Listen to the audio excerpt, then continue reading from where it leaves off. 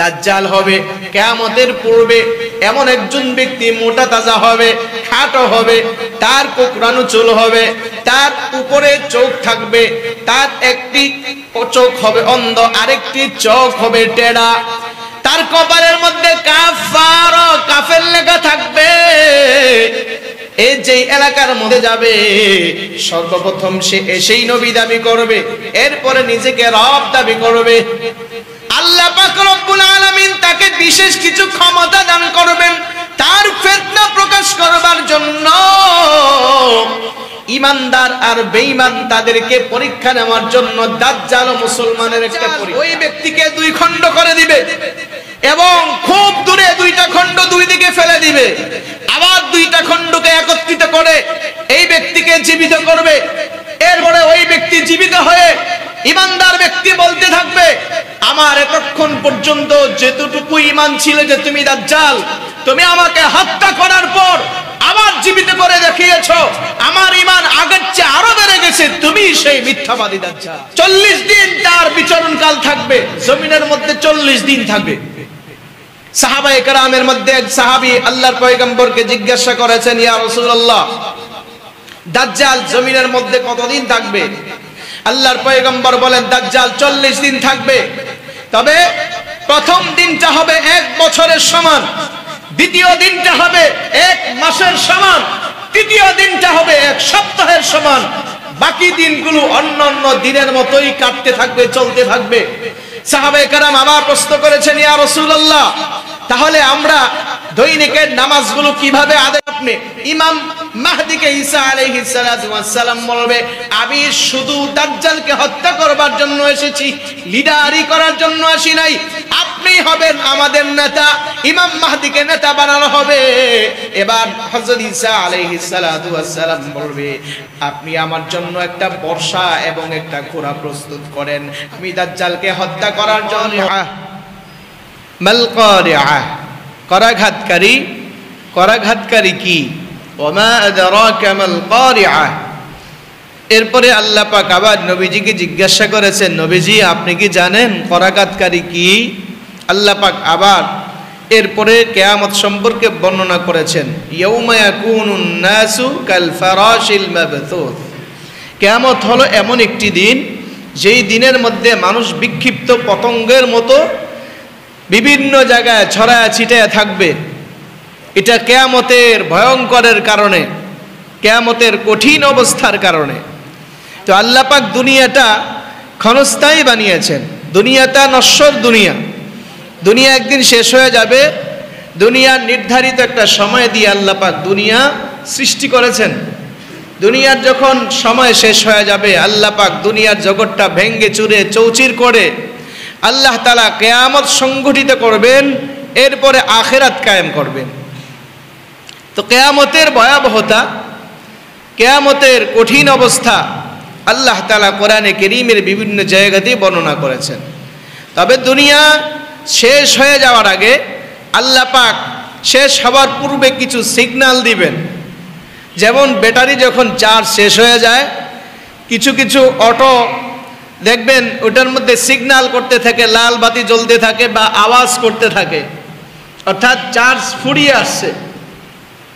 ঠিক তেমনি ভাবে যখন দুনিয়া শেষ হয়ে যাবে, দুনিয়া আল্লাহ পাক ভেঙ্গে একবারে শেষ করে দিবেন, কিয়ামত সংগঠিত করবেন। আল্লাহ পাক এর পূর্বে কিছু আলামত পাঠাবেন, যে আলামতের মাধ্যমে মানুষ বুঝে নিবে যে দুনিয়া শেষ দিকে চলে আসছে, কিয়ামত কাছাকাছি চলে আসছে। এর মধ্যে আল্লাহ পাক অনেকগুলো আলামত দিয়েছেন, ছোট আলামত আপনারা শুনেছেন। ছোট আলামতগুলো যখন একটা একটা করে সবগুলো প্রকাশ পেয়ে যাবে, আল্লাহ পাক রব্বুল আলামিন বড় আলামত একটা একটা করে আল্লাহ তাআলা আবার প্রকাশ ঘটাবেন। বড় আলামতের মধ্যে 10টি আলামত আল্লাহর পয়গম্বর বর্ণনা করেছেন। কিয়ামতের পূর্বে বড় আলামত হবে 10টি। কতটি? 10টি আলামত হবে। 10টা আলামতের মধ্যে সর্বপ্রথম আলামত হবে খুরুজ দাজ্জাল, দাজ্জালের আবির্ভাব। দাজ্জাল প্রকাশ পাবে, দাজ্জাল দুনিয়াতে বের হয়ে আসবে, দাজ্জাল চিনে ফেলবে এ হলো ভণ্ড দাজ্জাল। ঠিক না বেঠিক? আম্বিয়া লা নাবিয়্যা বা'দি, আল্লাহ রাসূল বলেন আমি শেষ নবী, আমার পরে আর কোন নবী নাই। তাহলে নবীজির পরে অনেক ভণ্ড নবী যারা নিজেদেরকে নবুয়ত এবং নবী দাবি করেছেন। দাজ্জালের পূর্বে অনেকেই নিজেকে মিথ্যা নবী দাবি করবে। এর মধ্যে আমাদের কিছুকাল পূর্বে একজনে নিজেকে নবী দাবি করেছিলেন, তার নাম হলো গোলাম আহমদ কাদিয়ানী। গোলাম আহমদ কাদিয়ানী, এজন্য গোলাম আহমদ কাদিয়ানী নিজেও কাফের, তার অনুসারী যারা আছে তারাও কাফের। তাহলে স্লোগান হবে কাদিয়ানী কাফের কাফের, কাদিয়ানী কাদিয়ানী কাফের, ঠিক না বেঠিক? কাদিয়ানী নিজেও কাফের, তার অনুসারীরাও কাফের, এবং তাদের পক্ষে যারা কথা বলবে তারাও কাফের। দাজ্জালের পূর্বে অনেক দাজ্জাল মিথ্যা নবী দাবি করবে, অথচ গোলাম আহমদ কাদিয়ানী নিজেকে নবী দাবি করার পরে আবার কিছুকাল পূর্বে নিজেকে ঈসা মাসিহ দাবি করেছিল। নাউজুবিল্লাহ বলবেন না? এরপরে আবার এই মতামতকে ছড়ায়া আবার নিজেকে দাবি করেছে যে আমি যদিও সরাসরি ঈসা নন, কিন্তু আমি ঈসার প্রতিচ্ছবি। নাউজুবিল্লাহ। এইভাবে নিজেকে নিজে গোমরাহি প্রকাশ করেছেন। তো দাজ্জালের পূর্বে অনেক ভণ্ড নবী নিজেকে নবুয়তি, নিজেকে নবী দাবি করবে। দাজ্জাল প্রথমে সেই নবী দাবি করার পর দেখবে মোটামুটি তার ভক্তবৃন্দ অনেক বেড়ে গেছে, অনেক হয়ে গিয়েছে, তখন নিজেকে নিজে আবার সে রব দাবি করবে। নিজেকে নিজে রব দাবি করবে, খোদা দাবি করবে, জমিনের মধ্যে সে খোদা সাজবে। এই ব্যাপারে হযরত আয়েশা সিদ্দিকা রাদিয়াল্লাহু আনহা তার কাছে একজন ভিক্ষুক এসে ভিক্ষা চাইতেছিলেন, বলতেছিলেন আমাকে একটু ভিক্ষা দান করেন, আল্লাহর ওয়াস্তে আমাকে কিছু দান করেন। হযরত আয়েশা সিদ্দিকা রাদিয়াল্লাহু আনহা ভিক্ষুককে না ফিরাইয়া দিয়া তিনি বসায় রাখলেন, বললেন তুমি একটু বসো, আমি কিছুক্ষণ পূর্বে তোমাকে কিছু দিচ্ছি। এর মধ্যে আমাদের পয়গম্বর জনাবে মুহাম্মদুর রাসূলুল্লাহ সাল্লাল্লাহু আলাইহি ওয়াসাল্লাম তিনি ঘরের মধ্যে প্রবেশ করলেন। আল্লাহর পয়গম্বরকে জিজ্ঞাসা করলেন, পয়গম্বর আপনি বলেন দাজ্জাল সম্পর্কে। ওই ভিক্ষুক এসে পয়গম্বরের স্ত্রী হযরতে আয়েশা সিদ্দিকা রাদিয়াল্লাহু আনহা তার কাছে বললেন, আল্লাহর ওয়াস্তে আমাকে কিছু দান করেন, আল্লাহ পাক আপনাকে দাজ্জালের ফিতনা থেকে, কবরের আযাব থেকে মুক্তি করে দিবে। আল্লাহর পয়গম্বর যখন ঘরের মধ্যে প্রবেশ করলো, পয়গম্বরকে জিজ্ঞাসা করলেন, পয়গম্বর দাজ্জালের ফিতনা কি, কবরের আযাব কি? আমার আপনার পয়গম্বর জনাবে মুহাম্মদুর রাসূলুল্লাহ সাল্লাল্লাহু আলাইহি ওয়াসাল্লাম বর্ণনা করেন, দাজ্জাল হবে কিয়ামতের পূর্বে এমন একজন ব্যক্তি, মোটা তাজা হবে, খাটো হবে, তার কোকড়ানো চুল হবে, তার উপরে চোখ থাকবে, তার একটি চোখ হবে অন্ধ, আরেকটি চোখ হবে টেড়া, তার কপালের মধ্যে কাফার কাফের লেখা থাকবে। এই যে এলাকার মধ্যে যাবে সর্বপ্রথম সে এসেই নবী দাবি করবে, এরপরে নিজেকে রব দাবি করবে। আল্লাহ পাক রব্বুল আলামিন তাকে বিশেষ কিছু ক্ষমতা দান করবেন তার ফিতনা প্রকাশ করবার জন্য। ইমানদার আর বেঈমান তাদেরকে পরীক্ষা নেওয়ার জন্য দাজ্জাল মুসলমানের একটা পরীক্ষা। দাজ্জাল কি মুসলমানের পরীক্ষা? আসল মুসলমান আর নকল মুসলমান সেদিন পরীক্ষা হবে। যারা কে আল্লাহকে বিশ্বাস করে আর কে দাজ্জালকে বিশ্বাস করে, এই পরীক্ষা দেওয়ার জন্য আল্লাহ পাক দাজ্জালকে শেষ জামানায় পাঠাবেন। দাজ্জালকে আল্লাহ পাক রব্বুল আলামিন বিশেষ কিছু ক্ষমতা দান করা হবে।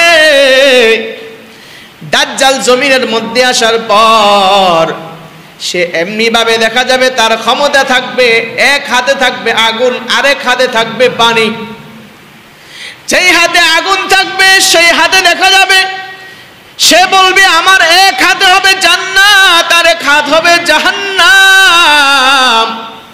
আল্লাহর পয়গম্বর বলেন যার হাতে, তার দাজ্জালের হাতে যেই হাতে জান্নাত থাকবে ওটা আসলে জাহান্নাম, আর যেই হাতে আগুন থাকবে, জাহান্নাম থাকবে, ওটা আসলে জান্নাত। অর্থাৎ দাজ্জাল যেই সমস্ত কারামতি দেখাবে, অলৌকিক ঘটনা দেখাবে, জাদুর প্রভাব দিয়ে যেই সমস্ত বিষয়গুলো দেখাবে, আমার আপনার পয়গম্বর বলেন কিছু কিছু সরল মনা কমজোরি ইমানদার এগুলো দেখিয়া সে দাজ্জালকে বিশ্বাস করবে। দাজ্জাল দুনিয়ার মধ্যে সর্বপ্রথম এসেই নিজে এমন কিছু অবস্থা দেখাবে যে যে এলাকার মধ্যে যাবে ওই এলাকার মধ্যে অনাবাদ আবাদি হয়ে যাবে এবং তার হুকুমে আসমান থেকে বৃষ্টি বর্ষণ হবে। জীবিত মানুষকে, মৃত মানুষকে সে জীবিত করে দেখাবে। কিছু এলাকার মধ্যে যাবে, নিজেকে গিয়ে যখন এইভাবে রব দাবি করবে, খোদা দাবি করবে, তখন এলাকার মানুষ তাকে বলবে ভাই তুমি তো নিজেকে রব দাবি করতেছো, তবে হ্যাঁ তোমার এমন কি ক্ষমতা আছে, অলৌকিক ঘটনা আমাদেরকে দেখাও, যেই ঘটনা দেখে আমরা তোমাকে খোদা রব হিসাবে দাবি করব। তখন ওই ব্যক্তি এই কথা বলার পরে আরেকজন ইমানদার এসে বলতেছে এতে নিঃসন্দেহে দাজ্জাল, যে দাজ্জাল সম্পর্কে আমাদের পয়গম্বর আমাদেরকে ভবিষ্যৎবাণী করে গিয়েছেন, এটা সেই দাজ্জাল, আমি তাকে দেখে চিনতে পেরেছি। এই কথা বলার পর জনসম্মুখে সবাইকে উপস্থিত রেখে বলতে থাকবে, এ লোক সকল, তোমরা জানো এই ব্যক্তিকে আমি যদি হত্যা করব, মৃত্যুদণ্ড দান করব, এরপরে আবার জীবিত করব, এই অলৌকিক ঘটনা যদি দেখাইতে পারি, তাহলে তোমরা কি আমাকে রব হিসাবে মেনে নিবে? লোক সকল বলবেন হ্যাঁ, আপনি যদি এই ঘটনা দেখাইতে পারেন তাহলে মনে করব আপনি আমাদের খোদা। নাউজুবিল্লাহ বলবেন না? দাজ্জাল তখন কি করবে? দাজ্জাল ওই ব্যক্তিকে দুই খণ্ড করে দিবে এবং খুব দূরে দুইটা খণ্ড দুই দিকে ফেলে দিবে, আবার দুইটা খণ্ডকে একত্রিত করে এই ব্যক্তিকে জীবিত করবে। এরপরে ওই ব্যক্তি জীবিত হয়ে ইমানদার ব্যক্তি বলতে থাকবে, আমার এতক্ষণ পর্যন্ত যেতটুকু ঈমান ছিল যে তুমি দাজ্জাল, তুমি আমাকে হত্যা করার পর আবার জীবিত করে দেখিয়েছো, আমার ঈমান আগের চেয়ে আরো বেড়ে গেছে, তুমি সেই মিথ্যাবাদী দাজ্জাল। দাজ্জাল তখন আবার তাকে হত্যা করতে চাবে, তখন আর তাকে হত্যা করতে পারবে না।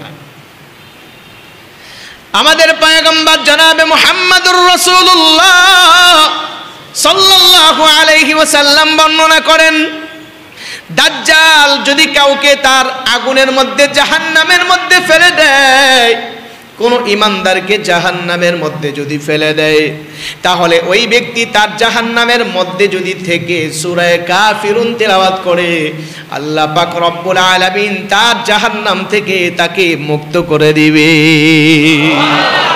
সূরা কাফিরুন পারেন তো? পারেন? قل يا أيها الكافرون لا أعبد ما تعبدون ولا أنتم عابدون ما أعبد ولا أنا عابد ما عبدتم ولا أنتم عابدون ما أعبد لكم دينكم ولي دين। দাজ্জালের আগুনের ভিতরে যখন প্রবেশ করবে কোন মুসলমান, যখন সূরা কাফিরুন তেলাওয়াত করবে, আল্লাহ পাক তার জাহান্নাম থেকে, তার অগ্নিকুণ্ড থেকে তাকে মুক্ত করে দিবেন। এই সূরাটা আমাদের পারার দরকার আছে না নাই? যারা পারি তো আলহামদুলিল্লাহ, আরো পারার চেষ্টা করব সহিহ শুদ্ধভাবে। যারা পারি না মুখস্থ করে নেব ইনশাআল্লাহ। দাজ্জাল যদি প্রকাশ পেয়ে যায়, আর দাজ্জালের সামনে যদি আমি আর আপনি পড়েই যাই, আর আমরা যদি মুসলমান দাবি করি, তো দাজ্জাল আমাদেরকে তার জাহান্নামে ফেলবে, আমরা সূরা কাফিরুন পড়ে বের হয়ে আসবো। আরেকটি আমল আছে, আল্লাহর পয়গম্বর বলেন, যদি কোনো ব্যক্তি সূরাতুল কাহফের প্রথম 10 আয়াত তেলাওয়াত করে, এটাকে মুখস্থ করে প্রতি জুমাতে তেলাওয়াত করে, অথবা সকাল বিকাল কোনো ব্যক্তি সূরা কাহফের প্রথম 10 আয়াত তেলাওয়াত করে, দাজ্জালকে যখন দেখা যাবে, দাজ্জালের সামনে যখন সে তেলাওয়াত করবে, আলহামদুলিল্লাহিল্লাযী আনজালা আলা আবদিহিল কিতাব ওয়া লাম ইয়াজআল লাহু ইওয়াজা, এইভাবে যখন তেলাওয়াত করতে থাকবে, দাজ্জাল আর তাকে ধরতে পারবে না। দাজ্জালের সে ফিতনা থেকে সে বেঁচে যাবে। আল্লাহু আকবার। এইজন্য সূরা কাহফের প্রথম 10 আয়াত তেলাওয়াত করার অভ্যস্ত হব ইনশাআল্লাহ। মুসলমান বর্তমানে নির্যাতিত, ঠিক না বেঠিক? মুসলমানের পক্ষে কথা বলবার কেউ নাই, যারাই বলতেছে তারাই নির্যাতিত, নিষ্পেষিত। একটা কান্ট্রিও খুঁজে পাওয়া যায় না যেখানে কোরআনী শাসন আছে। বর্তমানে একটা রাষ্ট্রই আছে, নাম কি? এই রাষ্ট্রটি ছাড়া আর কোথাও কোরআনের বিধিবিধান অনুযায়ী রাষ্ট্র পরিচালনা হয় না। তার মানে কি মুসলমান ইহুদিদের শিকলে আবদ্ধ। মুসলমান আজকে ইহুদি খ্রিস্টান তারা মুসলমানদেরকে গোলাম বানিয়ে রেখেছে, কথা বলার কোনো সুযোগ নাই। বিভিন্ন রাষ্ট্রের মধ্যে আমরা দেখেছি ইরাকের জুলুমের অবস্থা, ফিলিস্তিনের জুলুমের অবস্থা, আমরা দেখেছি আরাকান কাশ্মীরের মুসলমানদের জুলুমের অবস্থা, আমরা দেখেছি মায়ানমারের মুসলমানের জুলুমের অবস্থা। মুসলমানদের কিয়ামতের পূর্বে আরেকটা জুলুম আসবে, সেই জুলুম হবে হিন্দুস্তানের জুলুম। এটা আমাদের পয়গম্বর জনাবে মুহাম্মদুর রাসূলুল্লাহ সাল্লাল্লাহু আলাইহি ওয়াসাল্লাম তিনি ভবিষ্যৎবাণী করে গিয়েছেন যে মুসলমানদের মধ্যে, এশিয়া মহাদেশের মধ্যে হিন্দুস্তানের সাথে মুসলমানদের একটা যুদ্ধ হবে, সবচেয়ে ভয়ঙ্কর যুদ্ধ। এই যুদ্ধের মধ্যে মুসলমান 90 ভাগ শহীদ হয়ে যাবে, 90 ভাগ মুসলমান শহীদ হয়ে যাবে। এই যুদ্ধটা বাকি আছে, এটা দাজ্জাল আবির্ভাব হওয়ার পূর্বেই সংগঠিত হবে। এটা ভারতের সাথে হিন্দুদের সাথে মুসলমানদের যুদ্ধ হবে।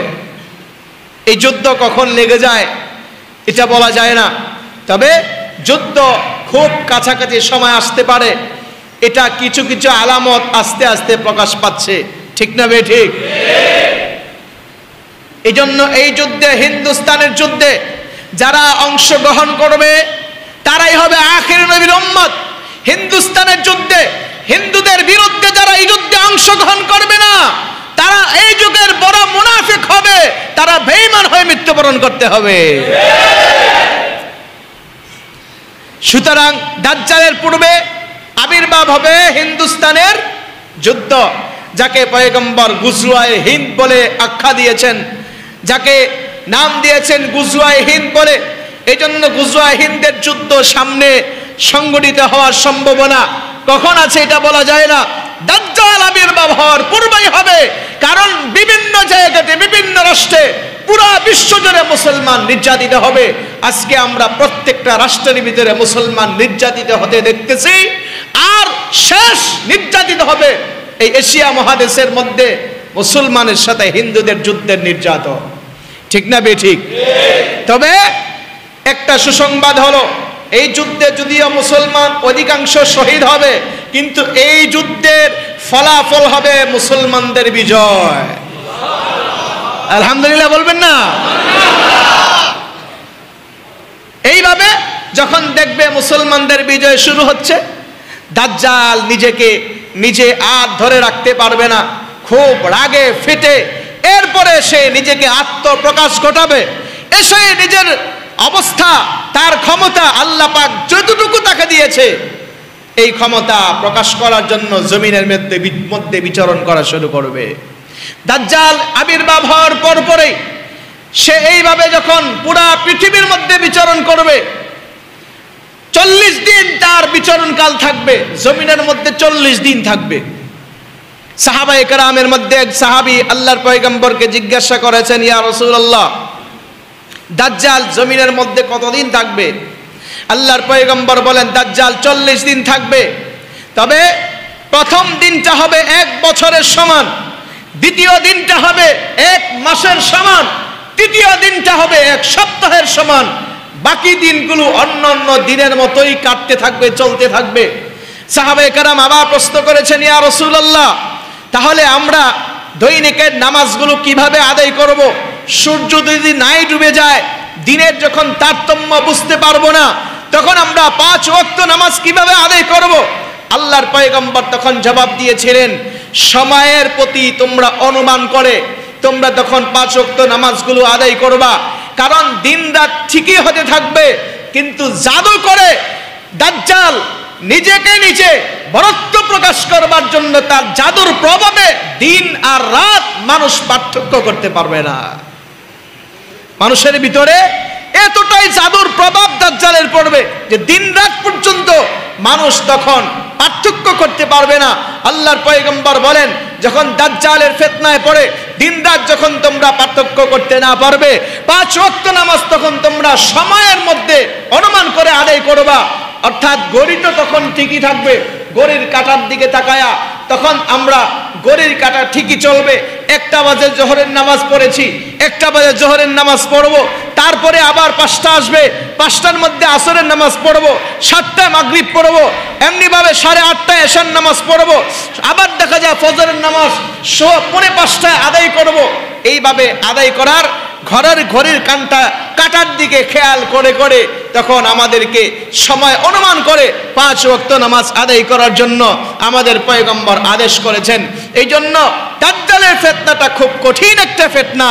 দাজ্জাল এমন এক এলাকায় যাবে, দাজ্জালের সাথে আল্লাহ পাক যে গুপ্ত সম্পদ দিয়েছে, এই গুপ্ত সম্পদ পর্যন্ত উঠে তার সাথে মৌমাছির মতো ঘুরতে থাকবে, মৌমাছির মতো যেতে থাকবে।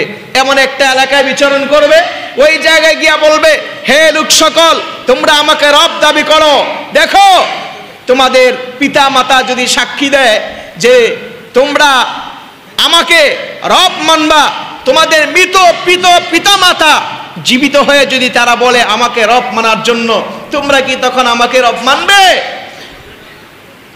তখন তারা বলবে, হ্যাঁ, এই ক্ষমতা যদি আপনি দেখাইতে পারেন, তাহলে আমরা, আমাদের মা বাবা যদি জীবিত হয়ে সাক্ষী দেয়, তাহলে আমরা তোমাকে রব হিসাবে মেনে নেব। তখন ওই শয়তান 2 জনের বেশ ধরবে, একজনে মায়ের আকৃতি, আরেকজনে বাবার আকৃতি ধরবে। 2 জনে 2 আকৃতি ধারণ করে 2 শয়তান এবার উপস্থিত হয়ে বলতে থাকবে, বাবা তুমি এই ব্যক্তির উপরে ঈমান আনয়ন করো, এই হলো তোমাদের রব, এই হলো তোমাদের স্রষ্টা, তার প্রতি তোমরা ঈমান আনয়ন করো। এইভাবে দেখা যাবে যখন জীবিত মা বাবা, মৃত মা বাবা জীবিত হয়ে এমন কথা বলতে থাকবে, সরল সহজ মনা কিছু দুর্বল ইমানদার মুসলমান এগুলো দেখে তখন নিজেকে নিজে বেঈমান বানিয়ে ফেলবে, কাফেরের উপর, সেই দাজ্জালের উপর সে বিশ্বাস করে ফেলবে। তখন দেখা যাবে সে বেঈমান হয়ে যাবে। আমাদের পয়গম্বর জনাবে মুহাম্মদুর রাসূলুল্লাহ সাল্লাল্লাহু আলাইহি ওয়াসাল্লাম দাজ্জালের ফিতনা থেকে বাঁচার জন্য যে আমলগুলো দিয়েছেন, এই আমলগুলো 2টা আমল, একটা বলেছি সূরা কাফিরুন আর আরেকটা হলো সূরা কাহফ। এই 2টা আমল করলে তখন দাজ্জালের ফিতনা থেকে বাঁচা যাবে। দাজ্জালের ফিতনা থেকে বাঁচার এই 2টা উপায় আছে। প্রিয় উপস্থিতি, দাজ্জাল যখন এইভাবে পুরো পৃথিবী বিচরণ করতে থাকবে, এই সময়ের মধ্যে ইমাম মাহদি আলাইহিস সালাম তিনি জমিনের মধ্যে আগমন করবেন। সুবহানাল্লাহ পড়েন। তিনি সর্বপ্রথম মক্কা শরীফের বাইতুল্লাহ রুকুনে ইয়ামানি 7টা চক্কর দেওয়ার পরে সেই ইয়ামানের শাম দেশের 40 জন আবদাল থাকবে, আল্লাহর বন্ধু থাকবে, ওলি থাকবে। এই ওলিরা হযরত মাহদি, ইমাম মাহদিকে দেখেই তারা চিনতে পারবে যে তিনি হলেন ইমাম মাহদি। তার আকৃতি আমাদের পয়গম্বর জনাবে মুহাম্মদুর রাসূলুল্লাহ সাল্লাল্লাহু আলাইহি ওয়াসাল্লামের মতো হবে। তার কপাল, তার চেহারা, তার দেখতে, তার গঠন, তার সৌন্দর্য, তার চুল সবকিছু আমাদের পয়গম্বরের মতো দেখতে হবে এবং তার নাম হবে মুহাম্মদ, তার পিতার নাম হবে আব্দুল্লাহ, তার মাতার নাম হবে আমেনা। তার প্রকৃত নাম হবে মুহাম্মদ, কিন্তু তাকে ইমাম মাহদি হিসাবে, মাহদি মানে হেদায়েতকারী, মাহদি মানে কি? সমস্ত মুসলমানই তো হেদায়েত প্রাপ্ত, ঠিক না বেঠিক? এই জন্য তাকে মাহদি বলা হবে। তানি ওই সময়ের মধ্যে তিনি হবেন সবচেয়ে বড় হেদায়েত প্রাপ্ত, তার চেয়ে বড় আর হেদায়েত প্রাপ্ত কেউ হবে না। ওই 40 জন আবদাল তখন ইমাম মাহদির উপরে হাতে হাত রেখে সবাই বায়াত হবে। ওই মক্কা শরীফের মধ্যে তার অনুসারী হবে 313 জন। আমরা সকলেই জানি আল্লাহর পয়গম্বর জনাবে মুহাম্মদুর রাসূলুল্লাহ সাল্লাল্লাহু আলাইহি ওয়াসাল্লামের যুদ্ধের প্রথম যুদ্ধের মধ্যে 313 জন সাহাবী ছিলেন। ঠিক ইমাম মাহদি তার অনুসারী সর্বপ্রথম মক্কাতে হবে 313 জন। 313 জন অনুসারীদেরকে নিয়ে দাজ্জালের বিরুদ্ধে যুদ্ধ করবার জন্য তিনি তখন প্রস্তুতি গ্রহণ করবে। বাই রোডে তখন দাজ্জালকে ধরবার জন্য, দাজ্জালের বাহিনীকে যুদ্ধ করবার জন্য তিনি বাই রুটে রওনা করবে।